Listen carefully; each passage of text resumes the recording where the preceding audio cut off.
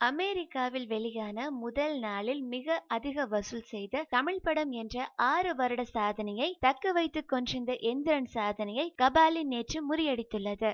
கடந்த 2010ஆம் ஆண்டு வெளியான ஷங்கர் ரஜினிகாந்த் கூட்டணியில் வெளிவந்த எந்திரன் ரிலீஸான முதல் நாளில் அமெரிக்காவில் $2.41 மில்லியன் வசூல் செய்தது. இதுவே நேற்று வரை சாதனையாக இருந்த நிலையில் நேற்று வெளியான கபாலி முதல் நாளில் $2.46 மில்லியன் வசூல் செய்தது. எனவே ரஜினிகாந்த் படம் செய்த சாதனையை இன்னொரு ரஜினிகாந்த் படமே முறியடித்துள்ளது என்பதும் அமெரிக்காவில் இதுவரை வெளியாகியுள்ள தமிழ் படங்களில் முதல் நாள் அதிக வசூல் செய்த படம் கபாலி என்பதும் குறிப்பிடத்தக்கது. மேலும் சினிமா செய்திகளை உடனுக்குடன் தெரிந்து கொள்ள கீழே உள்ள சப்ஸ்கிரைப் பட்டனை அழுத்தவும்.